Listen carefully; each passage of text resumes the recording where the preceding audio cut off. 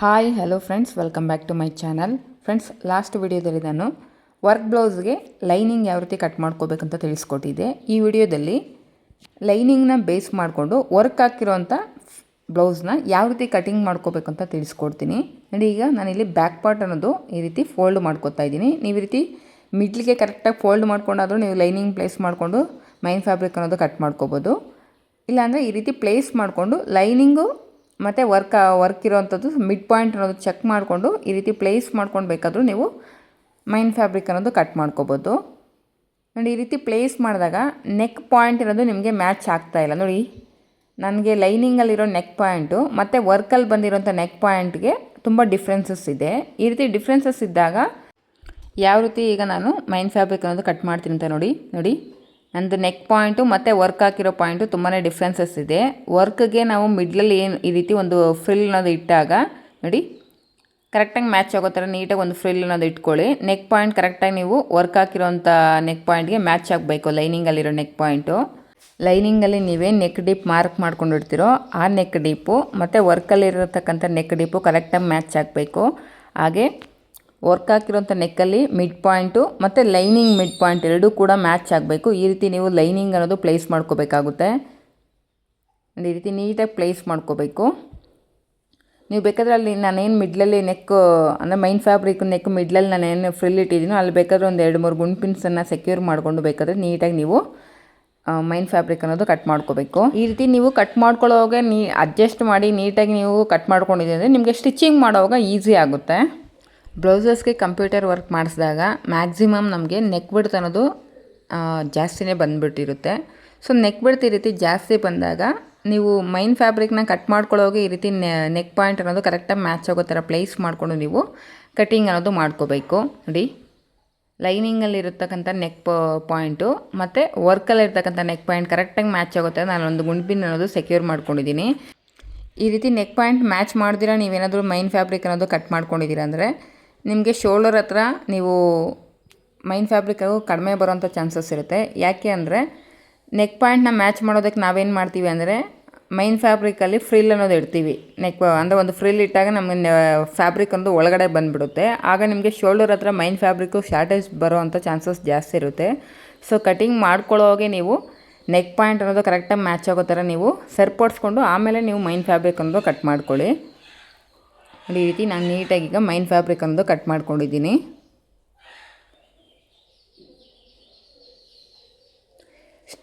ಈಗ ಆರಾಮಾಗಿ ನೀವು ಸ್ಟಿಚಿಂಗ್ ಮಾಡಬೇಕಾದ್ರೆ ನಿಮಗೆಲ್ಲೂ ಕೂಡ ಹೆಚ್ಚು ಕಡಿಮೆ ಬರೋದಿಲ್ಲ. ಆರಾಮಾಗಿ ನೀವು ಸ್ಟಿಚಿಂಗ್ ಮಾಡ್ಬೋದು. ಯಾಕಂದರೆ ನಮಗೆ ನೆಕ್ ಪಾಯಿಂಟ್ ಅನ್ನೋದು ಕರೆಕ್ಟಾಗಿ ಮ್ಯಾಚ್ ಆಗ್ತಾಯಿದೆ. ನೋಡಿ, ಈಗ ಫ್ರಂಟ್ ಪಾರ್ಟಲ್ಲಿ ಒಂದು ಸೈಡ್ ನಮಗೆ ನೆಕ್ ಶೇಪ್ ಅನ್ನೋದು ಬರುತ್ತೆ, ಅಂದರೆ ವರ್ಕ್ ಬರುತ್ತೆ. ಅದಕ್ಕೂ ಕೂಡ ಲೈನಿಂಗ್ ಅನ್ನೋದು ಈ ರೀತಿ ಪ್ಲೇಸ್ ಮಾಡಿಕೊಂಡು ಕಟ್ ಮಾಡ್ಕೊಳ್ತಾ ಇದ್ದೀನಿ. ನೆಕ್ ಪಾಯಿಂಟ್ ಕರೆಕ್ಟಾಗಿ ಮ್ಯಾಚ್ ಆಗೋ ಥರ ಪ್ಲೇಸ್ ಮಾಡ್ಕೊಳ್ಳಿ. ಹಾಗೆ ನೆಕ್ ಡೀಪು ನಿಮಗೆ ಎಕ್ಸಾಕ್ಟಾಗಿ, ಯಾಕಂದರೆ ನಾವು ಮಾರ್ಕ್ ಮಾಡಿರೋ ನೆಕ್ ಡೀಪು ಮತ್ತು ವರ್ಕಲ್ಲಿ ಬಂದಿರೋ ನೆಕ್ ಡೀಪು ವೇರಿಯೇಷನ್ಸ್ ಇರುತ್ತೆ. ನೋಡಿಕೊಂಡು ನೀಟಾಗಿ ನೀವು ಕಟ್ ಮಾಡ್ಕೋಬೇಕು. ಲೈನಿಂಗಿಗಿಂತ ಸುತ್ತಲೂ ಒಂದು ಅರ್ಧ ಇಂಚು ಮೈನ್ ಫ್ಯಾಬ್ರಿಕ್ ಹೆಚ್ಚಿಗೆ ಇರೋ ಥರ ನೋಡಿಕೊಂಡು ನಾನು ಇಲ್ಲಿ ಕಟ್ ಮಾಡ್ಕೊಳ್ತಾ ಇದ್ದೀನಿ. ಸೇಮ್ ಇದೇ ರೀತಿಯೇ ಇನ್ನೊಂದು ಮೈನ್ ಫ್ಯಾಬ್ರಿಕ್ ಪೀಸ್ ಅನ್ನೋದು ಕಟ್ ಮಾಡ್ಕೋಬೇಕು ನಾವು ಫ್ರಂಟ್ಗೆ. ನೋಡಿ, ಈ ಸೈಡ್ ನಮಗೆ ಪ್ಲೈನ್ ಆಗೇ ಇದೆ. ಇಲ್ಲಿ ಯಾವುದೇ ರೀತಿ ನಮಗೆ ಸೆರಗು ಬರೋದ್ರಿಂದ ವರ್ಕ್ ಅನ್ನೋದು ಬಂದಿರೋದಿಲ್ಲ. ಹಾಗೆ ಉಕ್ಸ್ ಪಟ್ಟಿ ಮತ್ತು ನೋಡಿ ಒಂದಕ್ಕೊಂದು ಆಪೋಸಿಟ್ ಇರೋ ಥರ ನೀವು ಲೈನಿಂಗ್ ಅನ್ನೋದು ಪ್ಲೇಸ್ ಮಾಡಿಕೊಂಡು ಮೈನ್ ಫ್ಯಾಬ್ರಿಕ್ ಅನ್ನೋದು ಕಟ್ ಮಾಡ್ಕೋಬೇಕು. ಎರಡು ಒಂದೇ ಸೈಡ್ ಬರೋ ಥರ ನೀವು ಪ್ಲೇಸ್ ಮಾಡ್ಕೊಂಡು ಕಟ್ ಮಾಡಿಕೊಂಡ್ರೂ ಕೂಡ ನಿಮಗೆ ಅಟ್ಯಾಚ್ ಮಾಡಬೇಕಂದ್ರೆ ಲೈನಿಂಗು ಮತ್ತು ಮೈನ್ ಫ್ಯಾಬ್ರಿಕ್ ಅಟ್ಯಾಚ್ ಮಾಡಬೇಕಾದ್ರೆ ಹೆಚ್ಚು ಕಡಿಮೆ ಅನ್ನೋದು ಬಂದುಬಿಡುತ್ತೆ. ಸೊ ಅದಕ್ಕೆ ಉಕ್ಸ್ ಪಟ್ಟಿ ಮತ್ತು ಐ ಪಟ್ಟಿ ಒಂದಕ್ಕೊಂದು ಆಪೋಸಿಟ್ ಇಟ್ಕೊಂಡು ನೀವು ಈ ರೀತಿ ಮೈನ್ ಫ್ಯಾಬ್ರಿಕ್ ಅನ್ನೋದು ಕಟ್ ಮಾಡ್ಕೋಬೇಕಾಗುತ್ತೆ. ಈಗ ನಾವು ಸ್ಲೀವ್ಸ್ ಅನ್ನೋದು ಕಟ್ ಮಾಡ್ಕೋಬೇಕು. ಸ್ಲೀವ್ಸ್ಗೂ ಕೂಡ ಇಲ್ಲಿ ವರ್ಕ್ ಬಂದಿರೋದ್ರಿಂದ ನಮಗೇನಲ್ಲಿ ಫ್ಲವರ್ ಬಂದಿದೆಯಲ್ಲ ಆ ಫ್ಲವರು ಮತ್ತು ಸ್ಲೀವ್ಸಲ್ಲಿ ಬರ್ತಕ್ಕಂಥ ಮಿಡ್ ಪಾಯಿಂಟ್ ಕರೆಕ್ಟಾಗಿ ಮ್ಯಾಚ್ ಆಗೋ ಥರ ನೀವು ಲೈನಿಂಗ್ ಅನ್ನೋದು ಪ್ಲೇಸ್ ಮಾಡ್ಕೋಬೇಕು.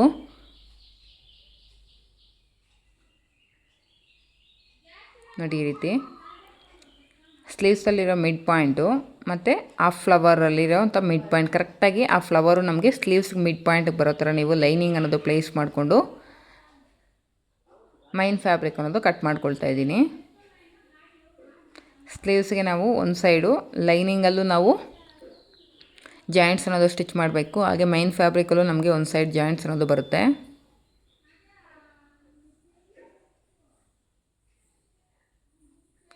ಕೆಳಗಡೆನೂ ಅಷ್ಟೇ ನೀಟಾಗಿ ನೋಡಿಕೊಂಡು ನೀವು ಈ ರೀತಿ ಕಟ್ ಮಾಡ್ಕೋಬೇಕಾಗುತ್ತೆ.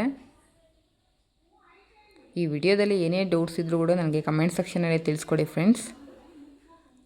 ಅಂದರೆ ಕ್ಲಿಯರಾಗಿ ತಿಳಿಸ್ಕೊಟ್ಟಿದ್ದೀನಿ ಯಾವ ರೀತಿ ನಾವು ವರ್ಕ್ ಬ್ಲೌಸ್ನ ಕಟ್ ಮಾಡ್ಕೋಬೇಕು ಅಂತ.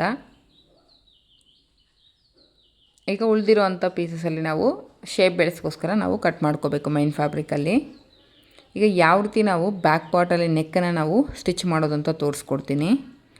ಬ್ಯಾಕ್ ಪಾರ್ಟಲ್ಲಿ ನಾವು ಕಟಿಂಗ್ ಮಾಡಬೇಕಾದ್ರೆ ನೆಕ್ ಪಾಯಿಂಟ್ ಕರೆಕ್ಟಾಗಿ ಮ್ಯಾಚ್ ಮಾಡಿ ನಾವು ಮೈನ್ ಫ್ಯಾಬ್ರಿಕ್ ಕಟ್ ಮಾಡಿರೋದ್ರಿಂದ ಸ್ಟಿಚಿಂಗ್ ಮಾಡುವಾಗ ನಿಮಗೇನು ಕಷ್ಟ ಅನಿಸೋದಿಲ್ಲ, ಈಸಿಯಾಗಿ ನಾವು ಸ್ಟಿಚ್ ಮಾಡ್ಬೋದು. ಮೈನ್ ಫ್ಯಾಬ್ರಿಕ್ಕು ರೈಟ್ ಸೈಡ್ ಮೇಲೆ ನಾವು ಲೈನಿಂಗ್ ಅನ್ನೋದು ಪ್ಲೇಸ್ ಮಾಡ್ಕೋಬೇಕು. ಲೈನಿಂಗಲ್ಲಿರೋ ಮಿಡ್ ಪಾಯಿಂಟು ಮತ್ತು ವರ್ಕಲ್ಲಿರೋಂಥ ಮಿಡ್ ಪಾಯಿಂಟು ಕರೆಕ್ಟಾಗಿ ನೋಡಿಕೊಂಡು ನೀವು ಇಲ್ಲಿ ಗುಂಪಿನ ಒಂದು ಸೆಕ್ಯೂರ್ ಮಾಡ್ಕೋಬೇಕಾಗುತ್ತೆ. ಹಾಗೆ ನೆಕ್ ಡೀಪು ಕೂಡ ನೀವು ಎಕ್ಸಾಕ್ಟಾಗಿ ನೋಡ್ಕೋಬೇಕು. ಅಂದರೆ ವರ್ಕ್ ಬಂದಿರೋವಂಥದ್ದು ಮತ್ತು ನೀವು ಲೈನಿಂಗ್ ಮೇಲೆ ಏನು ನೆಕ್ ಡೀಪ್ ಮಾರ್ಕ್ ಮಾಡಿರ್ತೀರೋ ಅದು ಕರೆಕ್ಟಾಗಿ ಮ್ಯಾಚ್ ಆಗಬೇಕು. ನಿಮ್ಗೆ ಈ ರೀತಿ ಮಿಡ್ ಪಾಯಿಂಟ್ ಏನಾದರೂ ಮಿಸ್ ಮ್ಯಾಚ್ ಆಗಿದೆಯಂದರೆ ನಿಮಗೆ ಬ್ಲೌಸಲ್ಲಿ ನೆಕ್ ಶೇಪ್ ಅನ್ನೋದು ಹಾಳಾಗುತ್ತೆ. ನೋಡಿ, ಒಂದು 2-3 ಗುಂಡ್ ಪಿನ್ಸ್ ಅನ್ನೋದು ನೀಟಾಗಿ ಸೆಕ್ಯೂರ್ ಮಾಡ್ಕೋಬೇಡಿ. ನಿಮಗೆ ಲೈನಿಂಗು ಮತ್ತು ಮೈನ್ ಫ್ಯಾಬ್ರಿಕ್ಕು ಆ ಕಡೆ ಈ ಕಡೆ ಜರುಗದೆ ನೀಟಾಗಿ ನೀವು ಸ್ಟಿಚ್ ಮಾಡ್ಕೊಳ್ಳೋದಕ್ಕೆ ಈಸಿ ಆಗುತ್ತೆ. ಈ ರೀತಿ ಟರ್ನ್ ಮಾಡಿಕೊಂಡು ನೀಟಾಗಿ ಒಂದು 2-3 ಗುಂಡ್ ಪಿನ್ಸ್ ಅನ್ನೋದು ಸೆಕ್ಯೂರ್ ಮಾಡ್ಕೊಳ್ತಾ ಇದ್ದೀನಿ. ನೆಕ್ ಪಾಯಿಂಟು ಕರೆಕ್ಟಾಗಿ ಮ್ಯಾಚ್ ಆಗಬೇಕು ನಮಗೆ. ನೋಡಿ, ಮೇಲ್ಗಡೆ ಚೆಕ್ ಮಾಡ್ಕೊಳ್ಳಿ. ನೆಕ್ ಪಾಯಿಂಟು ನಾವು ಲೈನಿಂಗಲ್ಲಿ ನಾವೇನು ನಾಚ್ ಪಾಯಿಂಟ್ ಇಟ್ಕೊಂಡಿದ್ದೀವಿ ನೆಕ್ ಪಾಯಿಂಟು, ಆ ನೆಕ್ ಪಾಯಿಂಟು ಮತ್ತು ವರ್ಕಲ್ಲಿ ನಮಗೇನು ವರ್ಕ್ ಬಂದಿದೆ ಆ ನೆಕ್ ಪಾಯಿಂಟ್ ಕರೆಕ್ಟಾಗಿ ಮ್ಯಾಚ್ ಆಗಬೇಕು. ಫಸ್ಟ್ ನಾನಿಲ್ಲಿ ಒಂದು 1/4 ಇಂಚಿಗೆ ಈ ರೀತಿ ಒಂದು ಸ್ಟಿಚ್ ಹಾಕ್ಕೊಂಡು ಅಲ್ಲಿ ಲೈನಿಂಗು ಮತ್ತು ಮೈನ್ ಫ್ಯಾಬ್ರಿಕ್ ಎರಡನ್ನೂ ಜಾಯಿನ್ ಮಾಡ್ಕೊಳ್ತಾ ಇದ್ದೀನಿ. ಸೇಮ್ ಇದೇ ರೀತಿಯೇ ಇನ್ನೊಂದು ಸೈಡ್ ಕೂಡ ನಾವು ಈ ರೀತಿ ಸ್ಟಿಚ್ ಹಾಕ್ಕೊಂಡು ಜಾಯಿನ್ ಮಾಡ್ಕೋಬೇಕು. ಈ ರೀತಿ ಮಾಡ್ಕೊಳ್ಳೋದ್ರಿಂದ ನಿಮಗೆ ಶೋಲ್ಡರ್ ಹತ್ರ ಎಲ್ಲೂ ಕೂಡ ಹೆಚ್ಚು ಕಡಿಮೆ ಅನ್ನೋದು ಬರ್ತೀರಾ, ಕರೆಕ್ಟಾಗಿ ನೀವು ನೆಕ್ ಅನ್ನೋದು ಸ್ಟಿಚ್ ಮಾಡ್ಕೊಳ್ಳೋದಕ್ಕೆ ಈಸಿ ಆಗುತ್ತೆ. ನೋಡಿ, ಎರಡೂ ಕಡೆ ಈ ರೀತಿ ಲೈನಿಂಗು ಮತ್ತು ಮೈನ್ ಫ್ಯಾಬ್ರಿಕ್ ಎರಡನ್ನೂ ಲಾಕ್ ಮಾಡ್ಕೊಂಡಿದ್ದೀನಿ.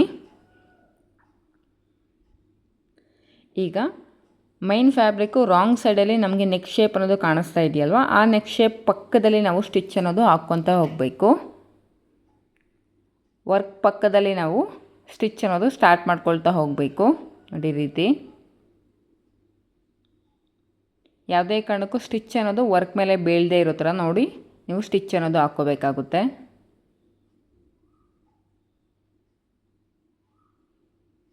ಆ ಶೇಪ್ ಹೇಗಿದೆಯೋ ಆ ಶೇಪ್ ಪ್ರಕಾರನೇ ನಾವು ನೀಟಾಗಿ ವರ್ಕ್ ಪಕ್ಕದಲ್ಲಿ ಸ್ಟಿಚ್ ಅನ್ನೋದು ಹಾಕ್ಕೋಬೇಕು.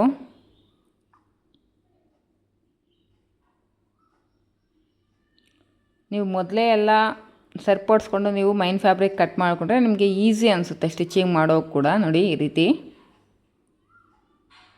ಈಗ ನೆಕ್ ಸುತ್ತೂರ ಒಂದು 1/4 ಇಂಚಷ್ಟು ಮಾರ್ಜಿನ್ ಅನ್ನೋದು ಇಟ್ಟು ನೀವು ಮೈನ್ ಫ್ಯಾಬ್ರಿಕ್ಕು ಮತ್ತು ಲೈನಿಂಗ್ ಎರಡನ್ನೂ ಕಟ್ ಮಾಡ್ಕೋಬೇಕು. ನೋಡಿ, ನೆಕ್ ಪಾಯಿಂಟ್ ಕರೆಕ್ಟಾಗಿ ನಮಗೆ ಮ್ಯಾಚ್ ಆಗಿದೆ. ಆ ನೆಕ್ ಪಾಯಿಂಟ್ ಹತ್ರನೇ ನಮಗೆ ಕರೆಕ್ಟಾಗಿ ಎರಡೂ ಕಡೆ ಸ್ಟಿಚ್ ಅನ್ನೋದು ಬಂದಿದೆ. ಈಗ 1/4 ಇಂಚು ಮಾರ್ಜಿನ್ ಅನ್ನೋದು ಇಟ್ಕೊಂಡು ಎಕ್ಸಸ್ ಇರೋ ಫ್ಯಾಬ್ರಿಕ್ನೆಲ್ಲ ನೀಟಾಗಿ ಕಟ್ ಮಾಡ್ಕೊಳ್ತಾ ಇದ್ದೀನಿ. ರೌಂಡಿಂಗ್ ಇರ್ತಕ್ಕಂಥ ನೆಕ್ ಶೇಪ್ ಹತ್ರ ನಾವು ಕಟ್ಸ್ ಅನ್ನೋದು ಇಟ್ಕೋಬೇಕು. ಕ್ರಾಸ್ ಆಗಿ ರೀತಿ ಕಟ್ಸ್ ಅನ್ನೋದು ಇಟ್ಕೊಂಡ್ರೆ ನಿಮಗೆ ಲೈನಿಂಗ್ ಅನ್ನೋದು ರಿವರ್ಸ್ ಮಾಡ್ಕೊಳ್ಳೋದಕ್ಕೆ ಈಸಿ ಆಗುತ್ತೆ. ನೋಡಿ, ಇದರಲ್ಲಿ ಬಂದಿರತಕ್ಕಂಥ ಫ್ಲವರ್ಸು ನಾವು ಟ್ಯಾಸಲ್ಸ್ ಪ್ರಿಪೇರ್ ಮಾಡಬೇಕಾದ್ರೆ ಯೂಸ್ ಮಾಡ್ಕೊಳ್ತೀವಿ. ನೋಡಿ, ಈ ರೀತಿ ಕ್ರಾಸಾಗಿ ನಾವು ಆ ರೌಂಡಿಂಗ್ ಶೇಪ್ಸ್ ಹತ್ರ ನಾವು ಈ ರೀತಿ ಕಟ್ಸ್ ಅನ್ನೋದು ಇಟ್ಕೊಂಡು ಲೈನಿಂಗ್ ಅನ್ನೋದು ಬ್ಯಾಕ್ ಸೈಡ್ಗೆ ಟರ್ನ್ ಮಾಡ್ಕೋಬೇಕು. ಜಾಸ್ತಿ ಫ್ಯಾಬ್ರಿಕ್ ಅನ್ನೋದು ಒಳಗಡೆ ಬಿಡೋದಕ್ಕೆ ಹೋಗಬೇಡಿ. ಒಂದು 1/4 ಇಂಚು ಮಾರ್ಜಿನ್ ಇದ್ದರೆ ಸಾಕಾಗುತ್ತೆ ನಿಮಗೆ. ನೋಡಿ, ನೀಟಾಗಿ ಈ ರೀತಿ ಕಟ್ಸ್ ಅನ್ನೋದು ಇಟ್ಕೊಳ್ತಾ ಇದ್ದೀನಿ. ಈಗ ಲೈನಿಂಗ್ನ ಸೈಡ್ಗೆ ಈ ರೀತಿ ಜರುಗಿಸ್ಕೊಂಡು ಲೈನಿಂಗ್ ಮೇಲೆ ನಾನೊಂದು ಟಾಪ್ ಸ್ಟಿಚ್ ಅನ್ನೋದು ಹಾಕ್ಕೊಳ್ತಾ ಇದ್ದೀನಿ. ನಾವೇನು 1/4 ಇಂಚು ಮಾರ್ಜಿನ್ ಅನ್ನೋದು ಬಿಟ್ಟಿದ್ದೀವಲ್ಲ, ಆ ಮಾರ್ಜಿನ್ ಎಲ್ಲವೂ ಕೂಡ ಲೈನಿಂಗ್ ಸೈಡ್ಗೆ ಬರೋ ಥರ ಫೋಲ್ಡ್ ಮಾಡಿಕೊಂಡು ಲೈನಿಂಗ್ ಮೇಲ್ಗಡೆ ಸ್ಟಿಚ್ ಬರಬೇಕು. ಯಾವುದೇ ಕಾರಣಕ್ಕೂ ಮೈನ್ ಫ್ಯಾಬ್ರಿಕ್ ಮೇಲೆ ಈ ಸ್ಟಿಚ್ ಅನ್ನೋದು ಬೀಳಬಾರ್ದು. ಈ ಸ್ಟಿಚ್ ಈ ರೀತಿ ಹಾಕೋದ್ರಿಂದ ಲೈನಿಂಗ್ ಅನ್ನೋದು ಬ್ಯಾಕ್ ಸೈಡ್ಗೆ ನಮಗೆ ನೀಟಾಗಿ ಫೋಲ್ಡ್ ಆಗುತ್ತೆ.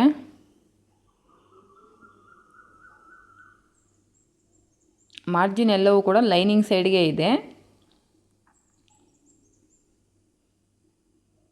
ಮೈನ್ ಫ್ಯಾಬ್ರಿಕ್ಕು ಮತ್ತು ಲೈನಿಂಗ್ನ ಸಪ್ರೇಟ್ ಮಾಡಿಕೊಂಡು ಈ ರೀತಿ ನಾವು ಒಂದು ಸ್ಟಿಚ್ ಅನ್ನೋದು ಹಾಕ್ಕೋಬೇಕು. ಈಗ ನಾವು ಲೈನಿಂಗ್ನ ಬ್ಯಾಕ್ ಸೈಡ್ಗೆ ನೀಟಾಗಿ ರೀತಿ ಟರ್ನ್ ಮಾಡ್ಕೊಳ್ತೀವಿ. ನೋಡಿ,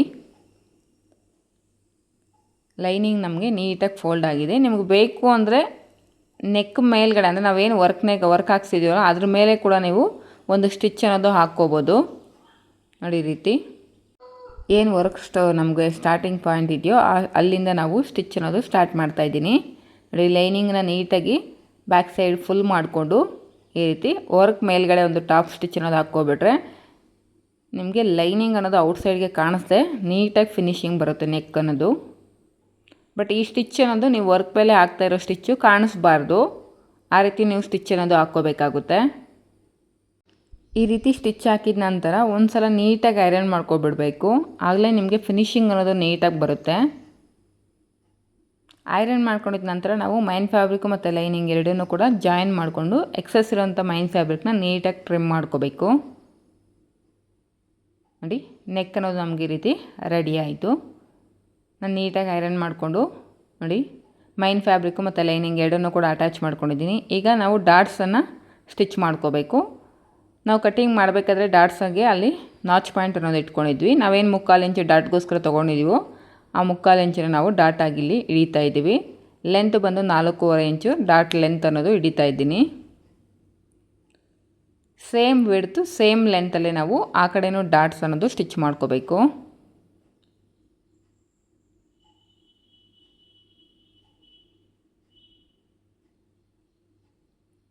ಸ್ಟಾರ್ಟಿಂಗಲ್ಲಿ ರಫ್ ಸ್ಟಿಚ್ ಹಾಕ್ಕೋಬೇಕು.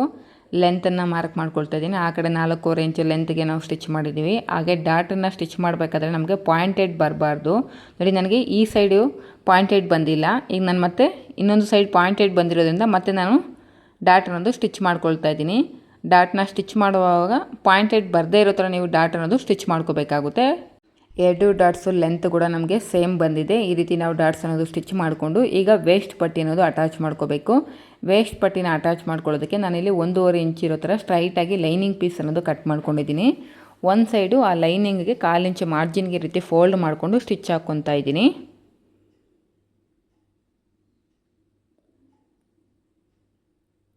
ಈಗ ಮೈನ್ ಫ್ಯಾಬ್ರಿಕ್ಕು ರೈಟ್ ಸೈಡ್ ಮೇಲೆ ಈ ಪಟ್ಟಿ ಅನ್ನೋದು ಪ್ಲೇಸ್ ಮಾಡಿಕೊಂಡು 1/2 ಇಂಚ್ ಮಾರ್ಜಿನ್ಗೆ ನಾನು ಈಗ ಸ್ಟಿಚ್ ಅನ್ನೋದು ಹಾಕ್ಕೊಳ್ತಾ ಬರ್ತಾಯಿದ್ದೀನಿ. ಆ ಡಾಟ್ ಹತ್ರ ಬಂದಾಗ ಒಂದು ಸಣ್ಣದಾಗಿ ಒಂದು ಫ್ರಿಲ್ ಅನ್ನೋದು ಇಟ್ಟು ನೀವು ಸ್ಟಿಚ್ ಅನ್ನೋದು ಹಾಕ್ಕೋಬೇಕಾಗುತ್ತೆ.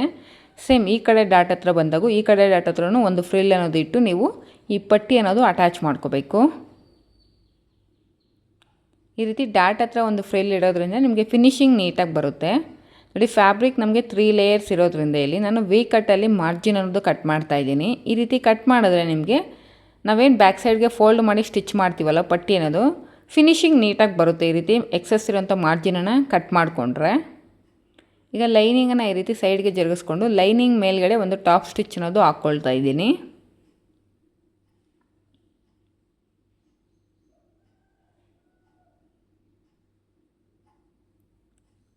ಈಗ ಲೈನಿಂಗ್ನ ಬ್ಯಾಕ್ ಸೈಡ್ಗೆ ಫೋಲ್ಡ್ ಮಾಡಿಕೊಂಡು ನೀಟಾಗಿ ಸ್ಟಿಚ್ ಹಾಕ್ಕೋಬೇಕು. ಇಲ್ಲಿ ನಮಗೆ ಪಿಂಕ್ ಕಲರ್ ಫ್ಯಾಬ್ರಿಕ್ ಇರೋದ್ರಿಂದ ನಾನು ಬ್ಲೌಸ್ ಪೀಸು ಈಗ ಈ ರೀತಿ ಸ್ಟಿಚ್ ಹಾಕಿದ್ದೀನಿ ಅಂದರೆ ನಮ್ಗೆ ಅಲ್ಲಿ ಕ್ರೀಮ್ ಕಲರ್ ಫ್ಯಾಬ್ರಿಕ್ ಇರೋದ್ರಿಂದ ಎತ್ತಿ ಕಾಣಿಸುತ್ತೆ. ಸೊ ಅದಕ್ಕೋಸ್ಕರ ನಾನು ಸ್ಟಿಚ್ ಹಾಕಿಲ್ಲ, ಎಮ್ಮಿಂಗ್ ಮಾಡ್ಕೊಳ್ತೀನಿ ನೀಟಾಗಿ. ನೀವು ಬೇಕಾದರೆ ಸ್ಟಿಚ್ ಹಾಕ್ಕೊಳ್ಳೋಂಗಿದ್ರೆ ಹಾಕ್ಕೊಳ್ಳಿ. ನೋಡಿ ಫೈನಲ್ ಆಗಿ ನಮಗೆ ಬ್ಯಾಕ್ ಪಾರ್ಟ್ ಅನ್ನೋದು ಈ ರೀತಿ ರೆಡಿ ಆಯಿತು. ನೋಡ್ತಿದ್ದೀರಲ್ಲ ಯಾವ ರೀತಿ ಕಾಣಿಸ್ತಿದೆ ಅಂತ. ಸೇಮ್ ಇದೇ ರೀತಿಯೇ ನಾವು ಫ್ರಂಟ್ ನೆಕ್ ಶೇಪನ್ನು ಕೂಡ ಸ್ಟಿಚ್ ಮಾಡ್ಕೋಬೇಕು. ಯಾವ ರೀತಿ ಫ್ರಂಟ್ ನೆಕ್ ಶೇಪನ್ನು ಸ್ಟಿಚ್ ಮಾಡೋದು ಅಂತ ಗೊತ್ತಿಲ್ಲ ಅಂದರೆ ನನಗೆ ಕಮೆಂಟ್ ಸೆಕ್ಷನಲ್ಲಿ ತಿಳಿಸ್ಕೊಡಿ, ಅದು ಕೂಡ ಒಂದು ವೀಡಿಯೋ ಮಾಡಿ ಹಾಕ್ತೀನಿ. Thank you for watching friends.